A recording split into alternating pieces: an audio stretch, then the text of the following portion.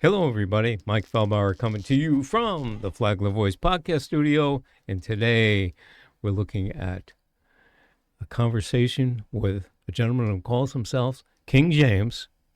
He's not saying that's the Bible you have to read, but he does call himself King James, and he's bringing a lot of positive conversation to this table today. So the road to recovery is all about you can do it. There's no reason not to, and you don't want to give up.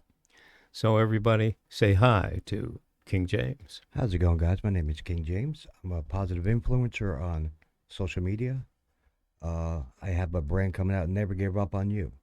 And it's big on what we're talking about today is there's so many people that are struggling with addiction, struggling with their relationships. You know, you're not alone. Don't give up. And there's a person out there that'll be willing to not to judge you and just listen to what you have to say instead of quick to judge. Well, that's good. I mean, that's the thing. King James and I have never met before today. We spoke quickly and did a text message or two. He was referred to us by one of our friends. And I said, when he came in today, I said, tell me a little bit more about you. What's going on? How do you think you fit into this Road to Recovery broadcast? And the more and more we talked, the more and more we found that this is such a positive part of what we're trying to do. Because you know out there, audience, that you've been listening to, our idea behind this broadcast, this podcast, is to encourage people that are going through trials and tribulations that there is a way out. There's always, as you see in the background here, there's always hope. And King James, let's hear about your hope. My hope is what I do on social media is try to make I always say make today great on purpose. I always say don't have a great day, have a great day on purpose. Meaning behind that is because a lot of people say, I hope you have a good day. Well, I just have a good day, have a great day. So I said make it great on purpose. And I have a lot of my viewers that come in there and they inspire me sometimes. Like, for me to hit that live button sometimes, like I have people that are in recovery for alcoholism, for going to rehab, going through divorce, and they would say, you should be a therapist. I don't have the patience to go to school for that. So basically, my therapy is being on that screen and changing people's lives one person at a time and making them realize that, like I tell them I'm proud. There's one person I met on there that's 15 months sober. He came into my life, had a great time. And he said it felt so good because the people in his personal life judge him for every little thing. And me and the two other people that were sharing the screen with him basically didn't judge him, listened to him, and basically made him forget about what he's going through on the outside. As we were talking before we started the podcast and getting some information, get to know each other a little bit, and what we can do to help each other and help the people out there. I told you that more of the people that come on this podcast basically come from two different directions. Those who are in recovery, been in recovery, and they want to tell their story to encourage others to get to where they are. And then there's others that we invite on that have been part of the problem solving. Different people in different parts of the county that are part of organizations that dedicate themselves to helping people in recovery. And that's what it's all about. Alan reminded, and we're not going to turn the camera on because you don't want to see him. No. But Alan reminded that one of the things that we talk about is that, and we do this particularly because of the Narcan that we provide to the county, of being the first nonprofit that got the grant to give it away, is that our whole theory there is you can't recover if you're dead. Correct. And a lot of times you can't recover if you don't have hope. And hope is what sounds like you want to provide. I know it's something that we want to provide. It's part of who we are, and it is part of our logo. That's the thing, providing hope to all the people that are coming through the program, outside of the program, their families that have been definitely discouraged over periods of time, and encouraging that there is success. And when we have the people that have been in recovery and been in recovery for 10 months, 12 months, 5 years, 6 years, 7, 8 years, people see that there is hope. And without the hope, you can't get to the point that you want, get to the want. And as we talked earlier, if you're if you're suffering with substance abuse, you're going to want to have that desire to get out of it. So you will have to have the want. Well, hope and want are together. If you don't have the hope, the want is much more difficult to put together. So having people like yourself that are out there encouraging people that are going through all kinds of stuff. I know you work with not just the substance abuse area, but other things that people are going through. But that's still all the same. You got to provide the hope. So I'm just encouraged by getting a chance to meet you. And you said you have something that you do on the beach every day? I do. It's called Sunrise Coffee Talk. I get up every morning. My thing is like, oh, how many times you go live a week? I said, I'm like Amazon. I don't take days off. I'm there every day, rain, sleet, snow, or shine. And I go on there, show the beach. They get to see the sunrise. I talk my positive words, like this positive affirmations and everything. And then I sit there and let them listen to it, because I don't know if you guys ever been to the beach first thing in the morning. You could stand one step on Flagler Beach and you're right next to the street. You don't hear nothing but the ocean. It's like so peaceful. You feel like you're in a different world. And I just let them listen to it. Then I just get into talking about, okay, I talk about goals. Everybody's got goals. I have weekly goals, monthly goals, and yearly goals. So I have them tell me about that. Then we talk about anything from coffee talk could be anything. Just us BSing here, talking about, oh, you see the Yankee game, whatever. Oh, they did horrible this week, but and just gets them off the outlet, makes them feel like they get to know a little more about me. So is that a broadcast, or is that all face-to-face, person-to-person? No, it's a broadcast. It's on TikTok is my platform I go live on. Okay. And I just have Cohen there. I share it out. I make a video. All right, guys, I'll be live in 5 minutes. See you for Coffee Talk. But I have it in my bio. It says Monday through Sunday, Sunrise Coffee Talk, 6 a.m. Eastern. Then when we switch to 7, I switch it. And it's like basically like a TV channel, basically like your podcast here. You guys they're used to seeing you go live certain times, okay? So it took a little bit to build up, but now it's built up so much that if I'm late 5 minutes, I have 15 people in my message. What happened? You okay? You get in a car accident? But it's interesting. Like we talk about different things every day. Like today was about what's everybody's plans for 4th of July. Like people tell me, oh, I'm going on vacation, I can't get the time off, I would love to have a barbecue on the beach. Like, what do you suggest for a barbecue? Like, and sometimes I ask my suggestions, like, what do you usually bring to a barbecue? My mother-in-law drives me crazy. I don't know if I want to be with her. Like, this random stuff at Coffee Talk, and that just makes people's days easier for me. It's like, oh my God, I wish I could listen to you all day, because you just make all my troubles go away. And that's what makes what I do feel so good. I show up for them every day, not for me. That's great. Now talk to us a little bit about this new thing that you're getting into, the NGU that I see on your hat there. NGU is a brand that I thought of years ago, because I've been through a lot in my life. I'm not going to go too much into it, but I had my ups and downs, and I never gave up. My mom was my rock. I lost her 7 years ago, and my uncle used to call her Miss Kitty, because she had 9 lives. Every time the doctor said she was going to make it to church, she was like, nope, I'm not going yet. But, and I just wanted to give back to people. Like, I wasn't always a positive person. I always had I had negativity. Everybody has a story. The thing that changed me from going from negative to positive is when I was living on the streets, and I was tired of, I wasn't there long, but it was only a couple of days, but it felt like it was years. And I put myself there at a young age. I said, I'm not going to give up. I didn't ask anybody for money or anything. I just did it on my own. I don't even think my mom at that time knew where I was. And that hurt me, because I was so close to her, but I didn't want her to worry. Mm-hmm.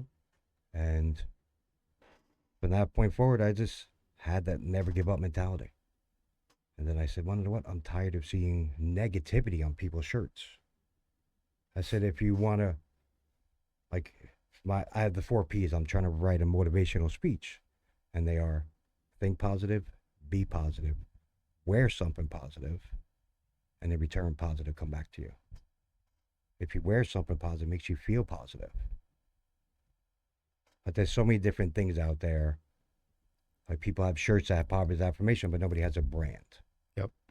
So I wanted to make a brand that would stand for multiple reasons to make you feel good about yourself, make you feel like there's hope. Well, there you hit it again. It's that key word. Only 4 letters, but it's one of them 4-letter words that Yep. really mean a lot, Mm-hmm. and that's hope. We've used it here as a part of our logo. It says helping our participants excel, HOPE. So it's the same type of thing that you're talking about, never give up. And that's a big part of what we have to talk to our people that are involved in the world of recovery. Don't give up. Don't give up. There are bumps in the road. Okay, there's curves as you're going through it. That doesn't mean you're failing. Okay? We tell people in the drug court itself, in the program, that if they fail in a certain respect, they can lose technically their clean days. Mm-hmm. Okay?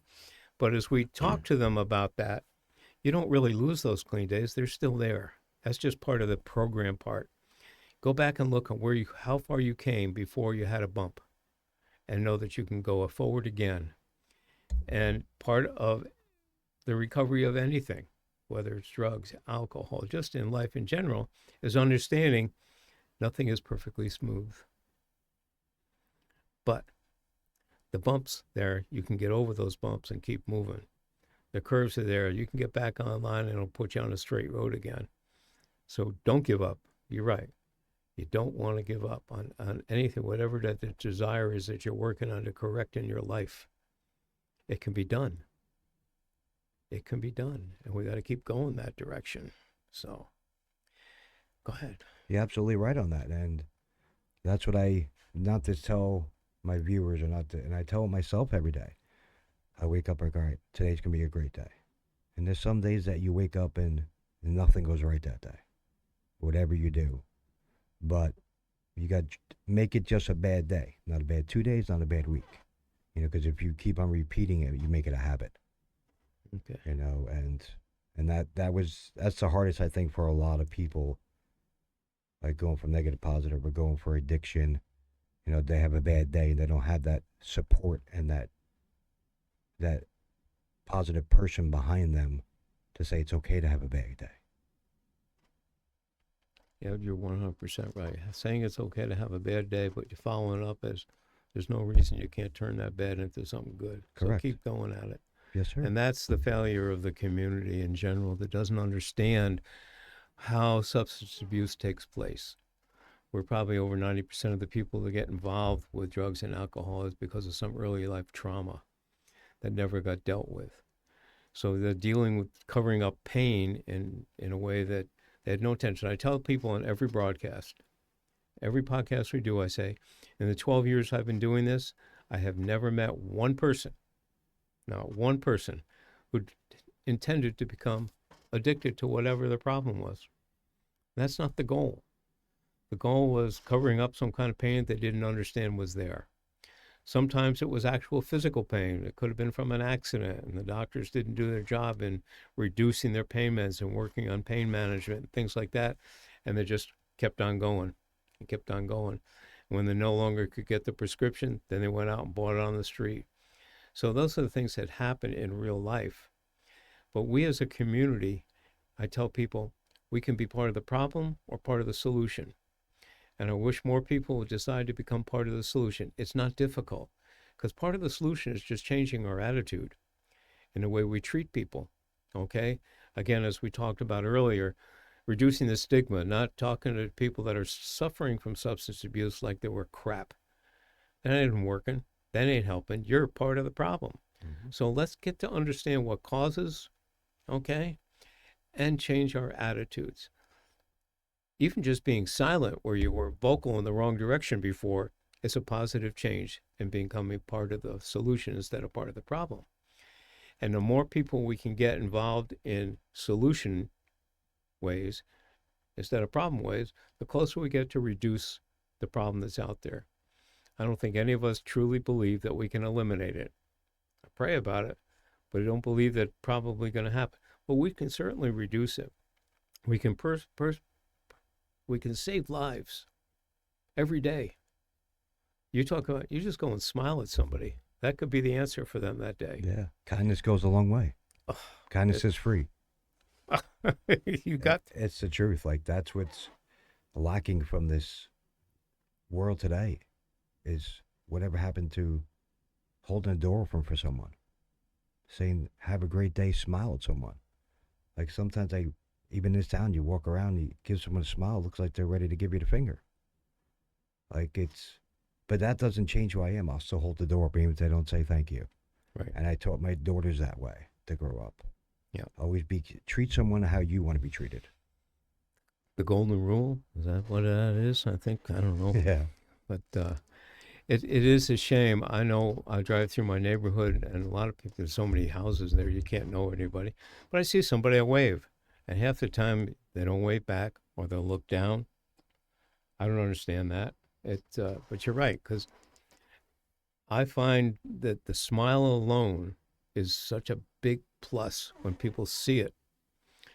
I tell the story that not long ago, my wife was after she had some medical issues, was in a rehab facility for a while.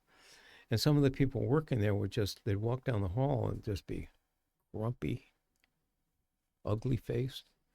So I went to the manager. I said, I don't care who they are. I don't care what their job is. But if I walk down the hall or my wife walks down the hall and they see that isn't a recovery. That isn't a rehab. I said, I know it's hard to find people today to work, but I can tell you for sure, if they work for me, they don't even here one day unless they learn to smile. And then you go back to the old thing. Frowns take so many more muscles to make than a smile does. Correct. So physically, it's easier to smile than it is to frown. Be joyful. Let people know. You encourage them, whatever, because you don't know what they're going through. That's not our job at that point. If it came to that, then we'd find out. But just giving them a reason to be happy that day. Like you said, open that door, smile, say hi, say have a great day. How difficult is that? It's not. It doesn't take no energy to do that. And that's what my mission is. Not really mission. That I always, lately now, is just do that one thing. Even if I make that, my goal is to make one person smile each day. And tell them that they're not alone. Like, I don't know what they're going through. You don't have to tell me what you're going through. You can see in their face, and they're so sad, and you could just give them that smile, and that like, wow, there is someone nice out there. Maybe that's all they really wanted, was someone to smile at them and acknowledge them, because they haven't been acknowledged. Like, Yeah. us as humans, sometimes we're so quick to judge. You know, we don't know how many miles they walked in those shoes. Mm-mm. You know, instead of being nasty to them or judging them the way they dress or they look, I judge what's in here.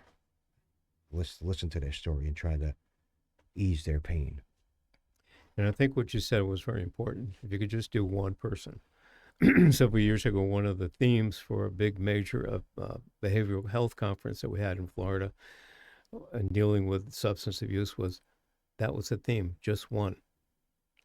Because just one will multiply. Yep. Okay? So if we can help in some fashion, one, be there in support, be there just to listen, be there, as we were just talking about, just to smile and give them a happy day, just one makes a big difference. Because after a while, that person it'll become two, it'll become three. It is the only best multiplier there is out there. And the goal is to multiply. But we understand we can only do a little at a time. So don't worry about reaching a crowd of 500 on one day. If you can reach one in that crowd of 500, okay, they'll reach out to another one. And before a few days are gone, that multiplies out and everybody gets reached. So that's the key.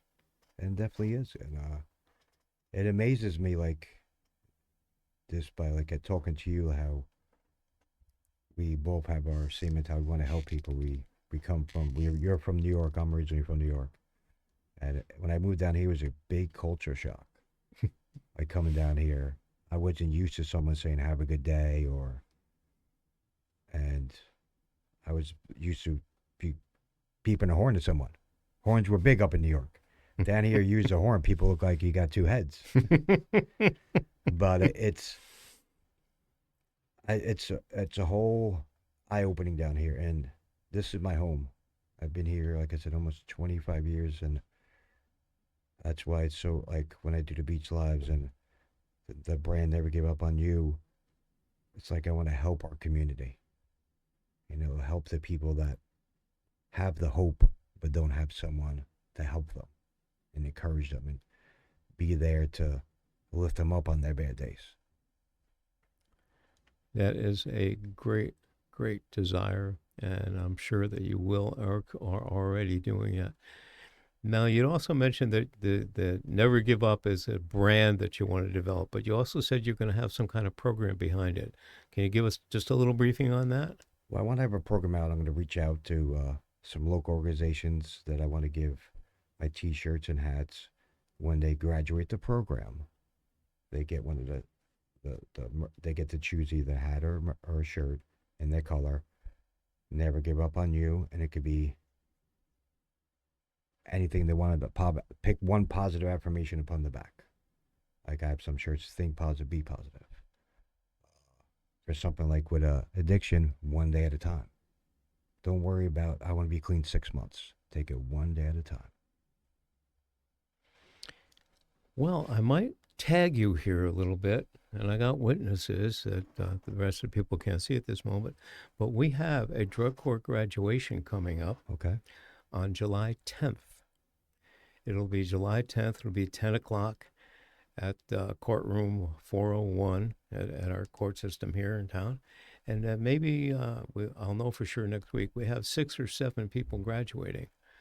Maybe it'd be a good place to kick this off. Definitely. I'll be definitely interested in that. We'd love to have that happen and give them something positive to look forward to. And to do that, I'll get you that information, get a confirmation on it, and we'll go from there. Unless you have something else that you want to add to it, I think we're coming to an end of today's podcast. I'm really excited to have had you here with us. Your attitude is certainly one that we look forward to hearing from a whole bunch more other people. I mean, that's it. Here is part of what we hear almost every time we do a podcast. Whether we're talking to somebody that is just new into the program and working their way into it and have already felt some change. Some of the people have been through it for a long time, and they talk about the success that they're having, but they also talk about, as I said earlier, the bumps and the curves, but not to give up and to always have hope. And that's the key. So, King James, I want to say thanks for being with us. We will have you back again, I'm sure, and I will keep you up to date on that other program. Have any last words you'd like to add to it? Well, thanks for having me here, guys. It was a pleasure. And to everybody watching, make today great on what? Purpose. And have a blessed day. And remember, there's always hope, and take one day at a time. Excellent. And on that note, we will sign off for today, and we'll see you next week. Have a great day, everybody.